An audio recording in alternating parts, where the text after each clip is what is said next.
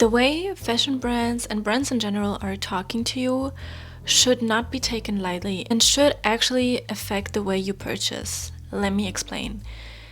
We take fashion marketing as something so for granted and not as deep as it actually is, which then in turn costs us our money and in the end our soul too. And this is not over dramatic. Let me explain this example. A couple of months ago I was shopping, and when I wanted to go in the entrance there were standing little figures, and there were multiple of them, and they were just showing me the finger as I was walking in. And I was thinking to myself, this is not how you talk to your customer. The way brands and people are talking to us when we spend money, and if this conversation and communication is disrespectful, we are losing money and aura, honestly. It goes much more deeper, and the way I feel about it is when you spend your money in places where you're not welcome, where you're not respected, you then develop this core belief that you are not someone to be respected, and that in turn will lead to a low self-esteem. And I feel like this is very much true and not over dramatic, because the way we let other people talk to us and our level of acceptance of unacceptable behavior is, in my opinion, directly correlated with our self-esteem. And this goes with consumption and buying 100%, and with building your personal style, which is why I really wanted to talk about this with you today.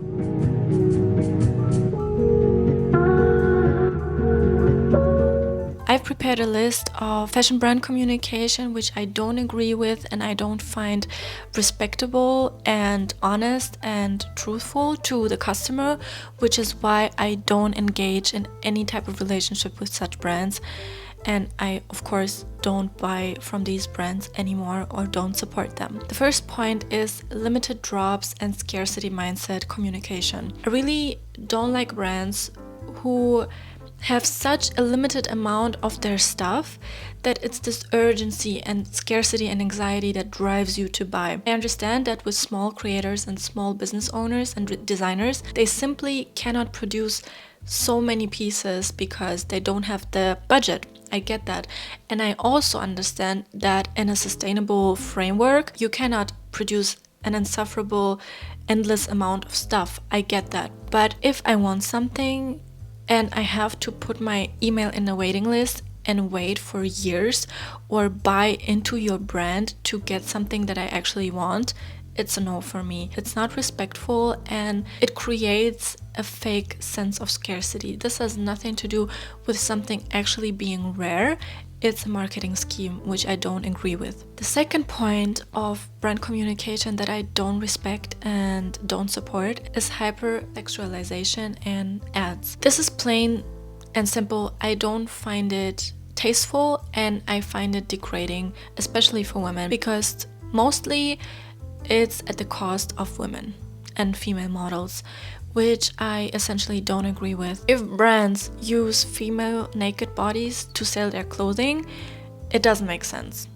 It just doesn't make sense. Even this sentence doesn't make sense, which is why I don't want to support such brands. And the impact with these types of marketing schemes is that subconsciously it creates this belief that in order to be worthy or attractive, you need to expose yourself or you need to show yourself in a degrading situation.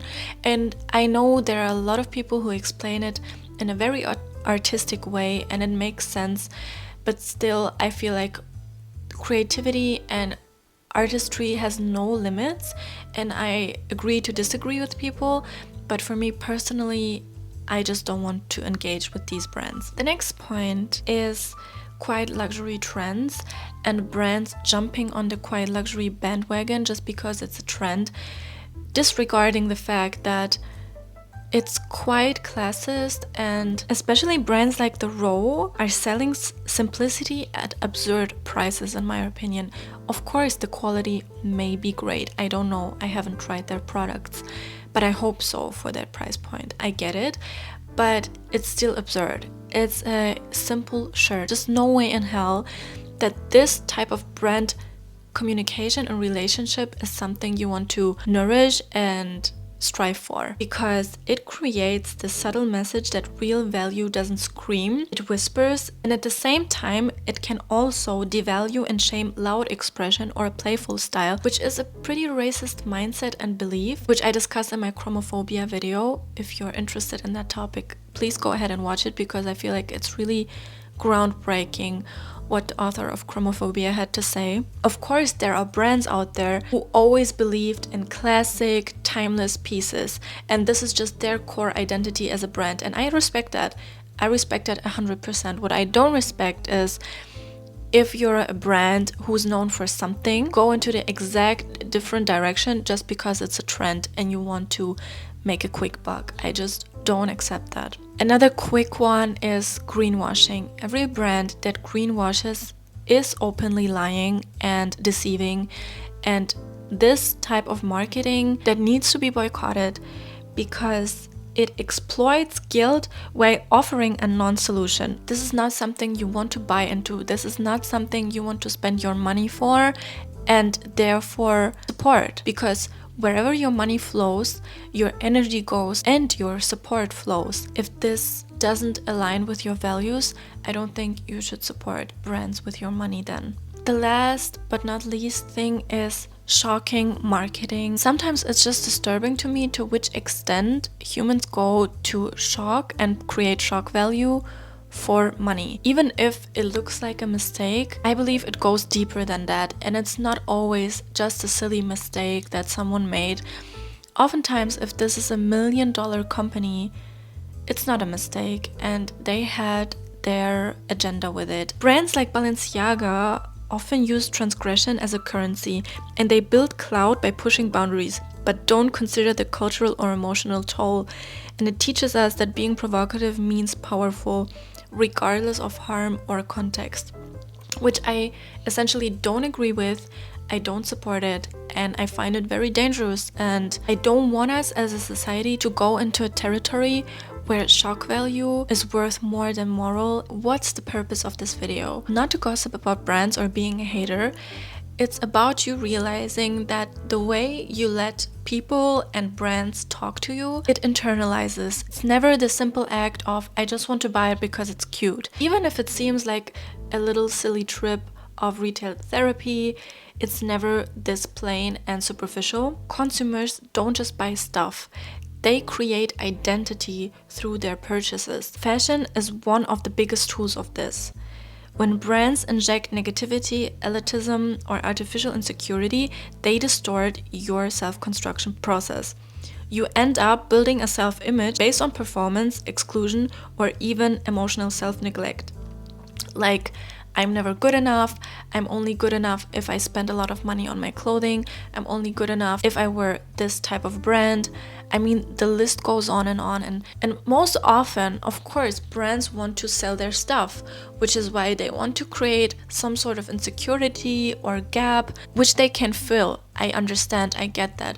But there's a difference of deceitful and evil marketing and creative and still engaging marketing. Mere exposure to certain things and ideas and slogans works like propaganda to people. You internalize it even if you don't believe it in the first place.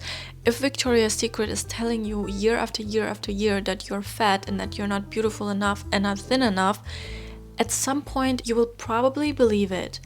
If you don't have a stronger self-identity and don't feel like that you need to buy yourself into being beautiful, attractive, and wanted. So my point is that real personal style is intentional, it's value aligned. It doesn't chase acceptance, it radiates identity.